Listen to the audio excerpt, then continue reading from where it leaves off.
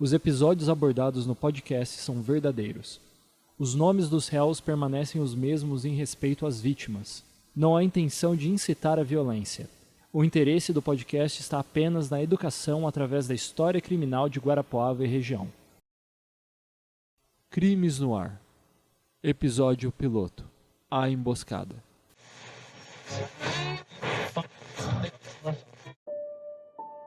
Luiz Ferreira estava martelando. Cada batida que dava naquele prego que se recusava a entrar na madeira densa ajudava a descarregar a raiva. Ele estava cansado, com fome e ainda faltavam umas 3 horas para ir para casa. De repente, Luiz escutou um barulho de passos, não muito distantes, e olhou para trás.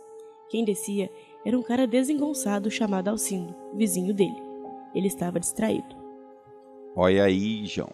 Aquele filho de uma égua. De novo. João, irmão de Luiz que manuseava o serrote, parou o que estava fazendo e começou a observar Alcindo, caminhando pela pequena trilha que cercava uma mata fechada. O desgraçado falou ontem pro pai que se ele pegasse mais um rabo de porco que fosse do chiqueiro deles, ele ia dar parte pro delegado. Com raiva, Luiz jogou o martelo no chão, caminhou até a carroça que continha suas ferramentas e, debaixo de um cobertor de lã grosso, retirou uma espingarda que ganhou de seu falecido avô. É hoje que essa palhaçada acaba. Se eles não morrer tudo, nós vai preso por causa desses malditos porco. Vamos embora, João. Para não perder a dianteira e aproveitar que Alcindo não havia os visto, Luiz e João circundaram a trilha com velocidade, mas também com extremo cuidado para não serem vistos nem ouvidos pelo homem. Eu quero pegar esse filho de uma égua faz tempo. Agora ele vai ver que ninguém ameaça os machados.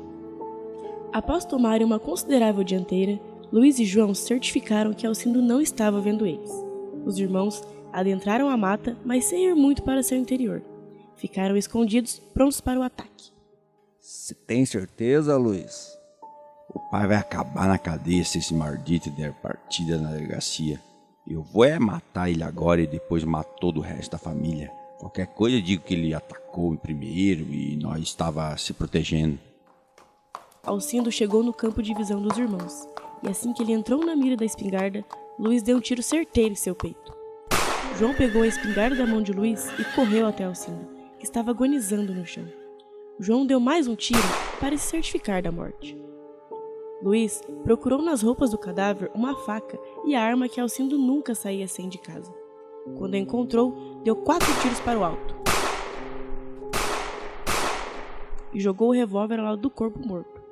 Os irmãos saíram correndo, voltando para a estrada.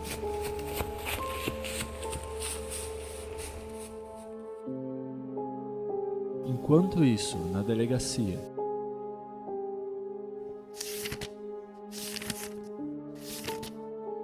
Luiz e João estavam sentados lado a lado. Horas antes, pouco depois de ter assassinado Alcindo Ferreira de Lima, os irmãos voltaram para o ambiente de trabalho e contaram o que aconteceu para os colegas, segundo a versão de autodefesa que Luiz inventou. Não demorou muito para alguns civis encontrarem o corpo da vítima. Como isso aconteceu? Senhor, não é o que parece. O povo tá mentindo. Vamos lá. Ainda no local, as testemunhas contaram aos policiais que escutaram o ocorrido e os 5 tiros. Também comentaram que o pai de vocês tinha o costume de roubar porcos da propriedade do pai de Alcino? Também falaram, Luiz, que você não escondia nenhuma vontade de assassinar qualquer testemunha, alguém que delatasse o teu ódio. No caso, a família Ferreira de Lima. É mentira! Ele chegou no nosso trabalho, senhor delegado, ameaçou a gente, falou que a gente fosse homem de verdade, ia seguir ela para modo de nós acertar as contas. Quando a gente ia dobrar a curva da estradinha, ele pegou a arma e tentou nos acertar 2 tiros. Foi muita sorte que ele escapei. O João foi mais rápido, que ele é para proteger nós.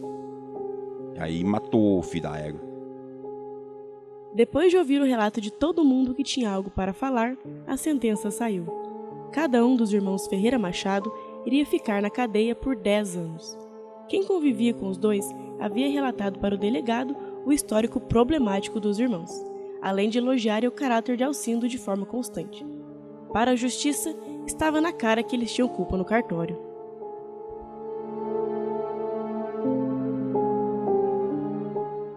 Oi galera, eu sou a Ana Gabriela Alves E eu sou a Viviane Almeida. e está começando agora mais um episódio do podcast Crimes no Ar. Para conversar sobre o assunto de hoje, convidamos o Luiz Eduardo Horst. Ele é formado em História pela Unicentro e professor no curso de Direito. Em sua pesquisa de mestrado, o historiador pesquisou crimes históricos na região rural de Guarapuava no ano de 1930. Luiz, seja bem-vindo. E para começar, você poderia nos esclarecer por que existiu uma banalidade em cometer crimes, principalmente homicídios aqui na região no passado?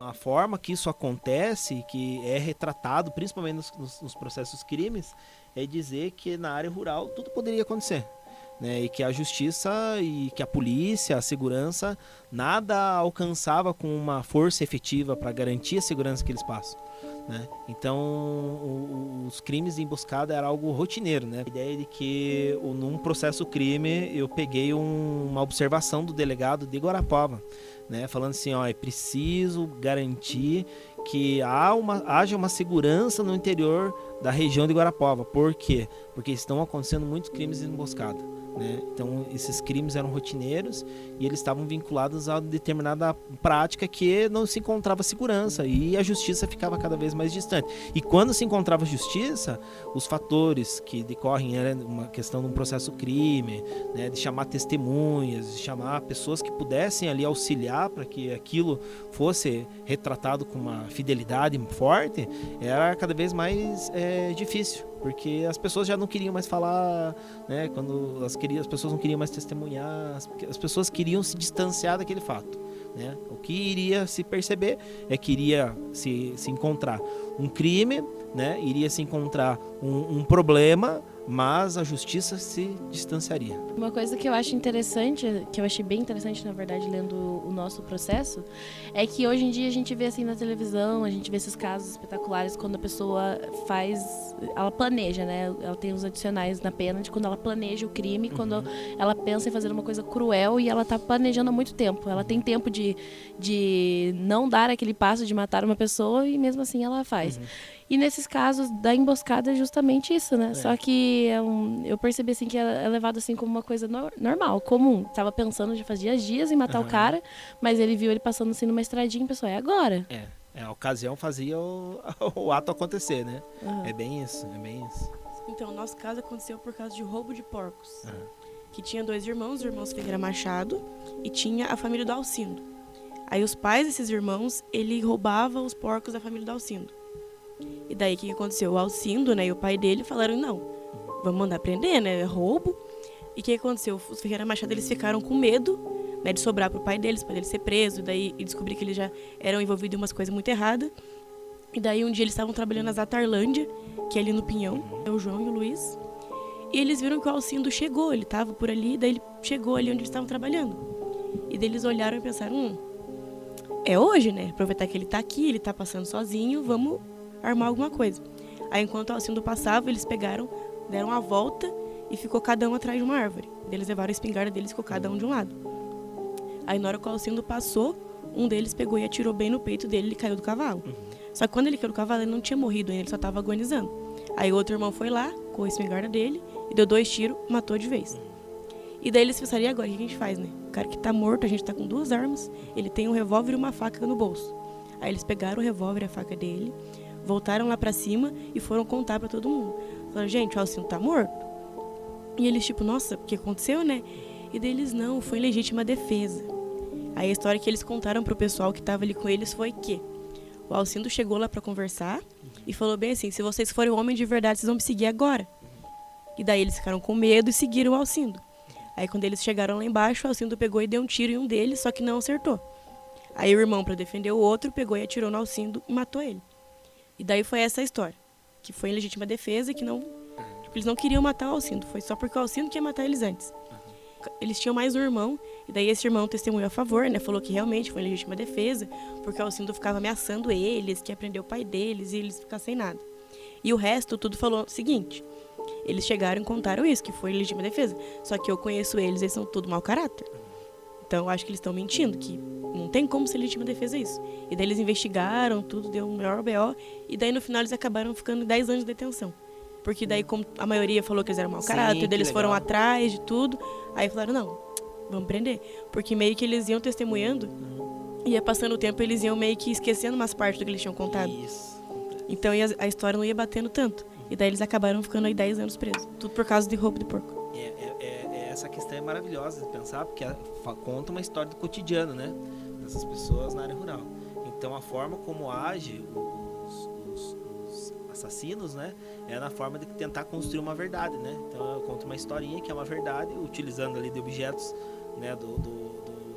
Da vítima, e falar assim, ó, aconteceu isso por crime, né? Esse crime ele é decorrente de ter acontecido por legítima defesa, mas aconteceu, tá lá, né? Ó, eu não tenho nada a ver com isso. Então meio que tentando fazer com que haja uma construção de uma verdade, né? Mas as testemunhas, elas têm papel fundamental em qualquer tipo de representação do acontecido, né? Por mais que elas não estejam presentes lá no fato, na hora, né? O que vai ser levado em conta é a representação social dos denunciados, né? Então, como que eles eram como pessoas, se eles eram bons trabalhadores, se eles eram bons pais de família, né? Se ele era de uma maneira uma pessoa que fosse boa para a sociedade, né? E quando a pessoa não tem, é meio que essa construção dessa identidade dessa pessoa, ela vai fazendo com que ela vá perdendo força, esse discurso de uma verdade, né? E essa verdade ela vai se desmanchando, né? Então é muito massa pensar que essa verdade ela é como uma construção, mas que ao longo, né, do processo e da fala das testemunhas e também da tentativa de afirmar essa verdade, alguns fatos vão sendo esquecidos, e esses fatos esquecidos eles vão deixando claro, olha, não é bem assim que aconteceu, né? Então vai ficando cada vez mais claro que esse denunciado ele é um réu, e ele muitas vezes ele deixa evidente, né? E a fala das testemunhas também de que ele é mesmo o culpado de ter acontecido, de ter feito aquele ato, né, de homicídio. Então o processo é que vai contar tudo isso, né? Então essas falas são finais para você buscar entender o crime, a realidade em que as pessoas estão inseridas, a cultura que estão inseridas, e a forma como elas veem esse crime perante aquela comunidade, né? E a comunidade ela meio que também já dá uma condenação, né? Ó, não é bem assim que as coisas acontecem. Esse cara tem aí uma personalidade, né? Ações que muitas vezes não são condizentes com aquilo que ele está tentando dizer para poder se escapar da justiça. E tanto que nos testemunhos que eu li, tipo, a maioria que foi contra, eles falaram, não, eles sempre arrumam confusão no trabalho, eles também roubam, eles vivem xingando, e o Alcindo, que é o cara que morreu, ele era bom, ele era honesto, ele fazia as coisas certas. E daí eles falaram, não, ele com certeza foi uma emboscada mesmo, porque esses caras já criam confusão. E daí vão lá e mentem ainda, então... É muito massa, a gente consegue entender muita coisa vendo, né, esse enredo dessa historinha, né? Então, essa história dos processos, né, por mais que seja um documento oficial ali, ele está retratando algo que é do cotidiano das pessoas, né?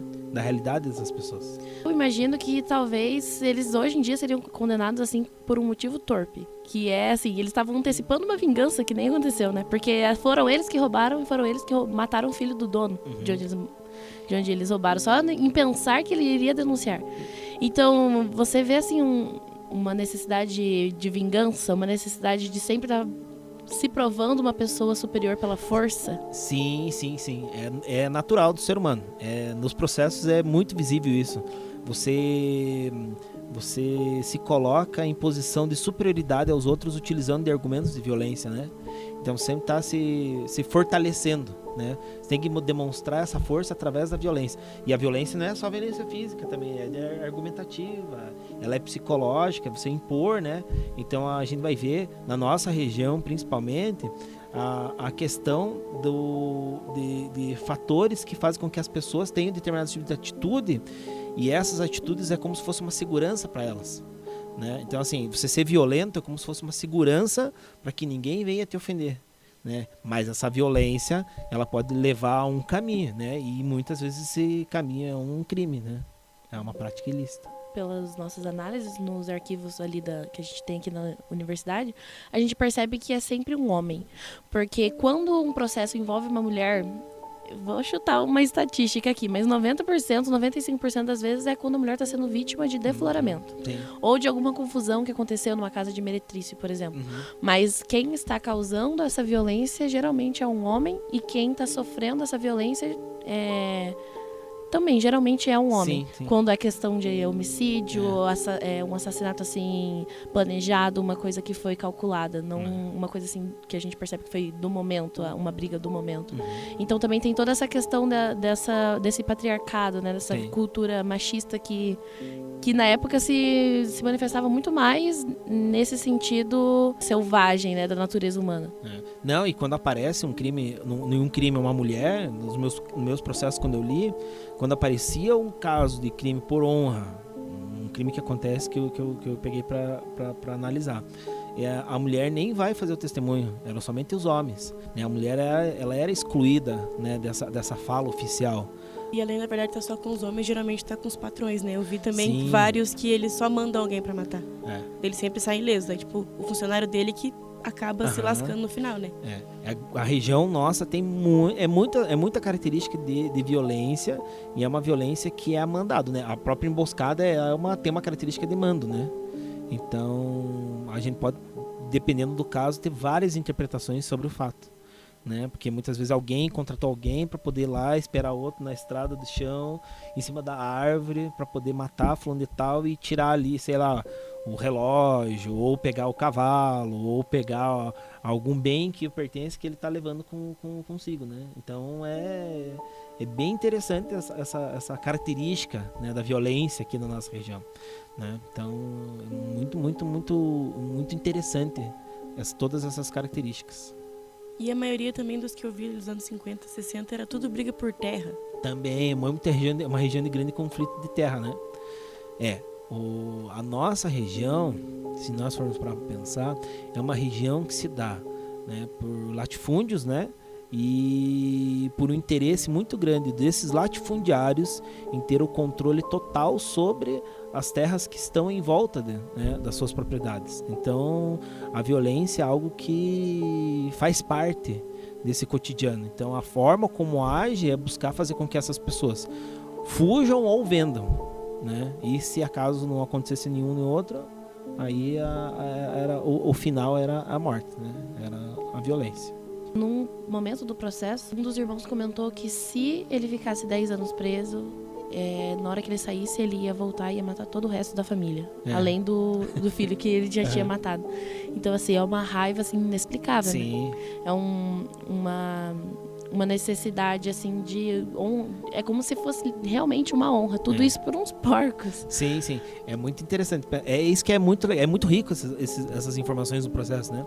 Porque elas deixam claro que a pessoa ela tem que se posicionar de uma maneira para dizer o quanto ela é superior sobre as outras pessoas, né? Então, o ato de violência, por mais que seja condenado, essa violência fica intrínseca para que ele possa, depois, quando sair, deixando aí uma fala, né, para os familiares da vítima, ou para algumas testemunhas, de que isso iria acontecer. Se ele saísse de lá, ele ia matar todo mundo, né? Vou dizer que na década de 30, esse era um dos fatores que acontecia muito a absolvição desses criminosos. Porque o crime de homicídio, ele é um crime que a condenação se dá pelo tribunal do júri, né? E o júri, na nossa região, nessa época, ele era consolidado principalmente pela elite. E a elite teria medo de que sofresse algum tipo de represália, né? Então a representação é de que a absolvição era o fato que deveria acontecer para poder fazer com que ninguém sofresse nenhum mal futuramente, né? Mas daí o retorno, né? É preciso alguém ser assassinado, né, que tenha uma representatividade muito importante na sociedade guarapavana, para daí os crimes passarem a ter uma opinião pública mais forte, e essa opinião pública fazer com que a justiça retorne e possa ser feita da melhor forma possível, né? Fazendo justiça mesmo, né? Condenando os criminosos, né? Então são essas características que acabam fazendo com que esse movimento, né, da década de 30, da década de 40, né, a mudança no Código Penal, né, a mudança também no comportamento das pessoas, né, a questão cultural passa a ser um fator importante para o entendimento da justiça e poder fazer com que haja justiça mesmo, né, condenação. E durante esse seu período de pesquisa, você tem assim, um caso que não necessariamente lembre esse, mas que também seja tão, até certo ponto, cômico? Ah, sim, tem um que é de uma senhora que ela estava sozinha em casa com os filhos, e aí ela ficou, né, de madrugada, ela começa a escutar um barulho, né, na porta, na tranca da porta, e ela pega uma espingarda e dá 3 tiros na porta. E aí, quando ela abre a porta, ela vê que há um corpo, né, que cai para fora, né, e aí quando ela chega, era uma senhora que tinha problema mental, que tinha fugido da propriedade vizinha e que acaba indo pedir ajuda, mas como ela tinha problemas mentais, ela não conseguia esboçar nenhum tipo de pedido, né? Ela tentava abrir a porta, ia de madrugada, num dia frio, né? Ali, e a dona da casa, com um sentido ali de segurança dela e dos seus filhos, ela acaba dando 3 tiros com uma espingarda na porta e acertando essa senhora. E essa senhora vem a falecer. Então são coisas que são drásticas, né? Mas que são curiosas a gente pensar, né? E essa senhora, ela acaba sendo absolvida, né? Ela acaba justificando tudo aquilo que aconteceu, né? Retratando a fala das testemunhas, que o marido tinha saído para trabalhar em outro lugar, que ela ficava sozinha durante 2, 3 semanas. Então é muito mais a fala das testemunhas para poder auxiliar essa pessoa a conseguir ali provar o acontecido, né? Se ela fez por querer mesmo, ou foi em legítima defesa, ou por um descaso, né? E aí pode ir vários fatores que fazem com que ocorra um crime, né? E até aquilo que você comentou das testemunhas, eu acho que se não fosse pelas testemunhas, eles não iam ter sido presos. Porque a maioria falou que eles eram pessoas ruins, né? Porque o único que estava do lado deles era o outro irmão deles, que nem tava no local. E daí ele só combinou o que ele tinha que falar, ele foi lá e falou. E daí o resto foi tudo, falou, não, ele contou essa história, mas eu não acredito nessa história. É maravilhoso falar, porque ter essas falas, né? Porque elas vão retratar mesmo como que essa pessoa é na realidade, né? Se ela é boa pessoa, se ela é bom trabalhador, se ela é bom pai, né? Bom marido, cuida dos filhos, leva sustento para casa. Senão, se for o contrário, as testemunhas vão falar, vão argumentar e vão deixar ali muito claro qual que é a posição social dessa pessoa, né? A posição social, ideológica, etc. Porque a fala das testemunhas, não, agora do exame cadavérico, né? Ele não era feito com pessoas especializadas na medicina. Então, os crimes que eu peguei, é muito legal de ver que eram pessoas leigas da comunidade, que eram chamadas, né, pelo delegado ou pelo subdelegado para virem confirmar o óbito de fulano de tal. Então, chamava, colocava o corpo numa mesa e aí relatavam que houve perfuração nas costas, na barriga, e contavam, aqui teve 3 tiros, aqui teve uma facada, entendeu? E aí o subdelegado, com as testemunhas, né, iria anotando numa ficha, né? E isso serviria de um exame, de um laudo, né? Para confirmar, fulano de tal foi morto por isso daqui. E se o laudo não fosse bem feito, no momento, né, do tribunal, né, do tribunal do júri, ele poderia ser questionado. E aí era mais um fato para que os advogados de defesa conseguissem encontrar erros nesses laudos para poder absolver o seu cliente. Então, a gente vai ver que existem caminhos e caminhos, né? E esse caminho você pode chegar a muitas interpretações, né? Mas o final é que muitos réus, né, eles acabavam sendo absolvidos em razão de um processo não ter sido bem feito, né, de não ter colhido a fala das testemunhas de uma maneira fiel, né, ou as testemunhas no decorrer do processo, quando chamadas, já não falavam, né, não tinham o mesmo discurso que no primeiro, né, pelo modo mesmo, né, da memória, né, ao passar do tempo ela ir se perdendo, né? É muito visível isso no processo. Você tem que ler do começo ao fim para você poder entender ali, olha, Aqui tem falha, aqui tem falha. E aí o advogado de defesa, o promotor, né, ele vai acabar se apropriando desses relatos e dessas falhas para poder dizer, ou ele vai ser condenado ou ele vai ser absolvido. E nessa época que tinha esse monte de crime e violência no interior, o Estado ele podia intervir nessas regiões para acabar com essa violência? Havia uma tentativa, né? Havia uma tentativa. O caso do processo que eu peguei, que tinha uma observação do delegado para o subdelegado, né? Que era subdelegado da Alemanha, se me falha a memória, que é onde hoje é Góis Artigas, perto de Inácio Martins ali. Aí o que acontecia? O subdelegado escreve, então, né? Falando, olha, preciso cuidar das emboscadas, isso é uma maneira que está... É um crime que está acontecendo muito na região, então é preciso começar de uma maneira a fazer com que haja um efetivo de segurança. Nunca ia acontecer, mas né, ia acontecer esse efetivo de segurança, mas havia uma tentativa. A questão é que esse subdelegado ele não tinha uma maneira de comportamento para manter a segurança com dignidade naquele lugar. Então, quando havia um crime, muitas vezes esse subdelegado ele pegava o denunciado ou o criminoso, né, levava para casa dele, mandava alguém vindo do interior para a cidade para comunicar o delegado, e aí o delegado ia até lá para pegar o criminoso. Só que ele chegava lá, esse subdelegado muitas vezes era uma pessoa que conhecia todo mundo da comunidade e ele se apropriava de algumas atividades do denunciado, né? O que ele fazia? Ele ia pescar junto com o cara, ele ia cuidar da horta. Então são coisas que eram muito comuns. Tinha que pensar assim, o delegado chegava, tava o cara amarrado, né, pela cintura, os dois estavam sentados na beira do rio, só que um estava amarrado numa corrente, amarrado numa árvore, e esperando o delegado chegar de Guarapuava para poder levar para a delegacia aqui de Guarapuava. Então era muito interessante pensar. E tem relatos disso, né? Então você começa a pensar assim, era a questão do lugar mesmo, né? A pessoa cometeu um crime, existe um subdelegado, mas são pessoas próximas. E para dizer assim, ó, o crime já aconteceu, ó, vamos bem aqui, me ajuda aqui a fazer alguma coisa. Iam pescar, carpinar um lote, né? Então eram coisas que aconteciam naquele momento. Então, assim, para fechar, você tem alguma recomendação de literatura, de cinema, assim, que possa aparecer? É meio faroeste, né? Parece meio faroeste as coisas aqui no passado. Sim, é um pouco difícil eu falar de casos próximos aos que nós estamos vendo aqui, né?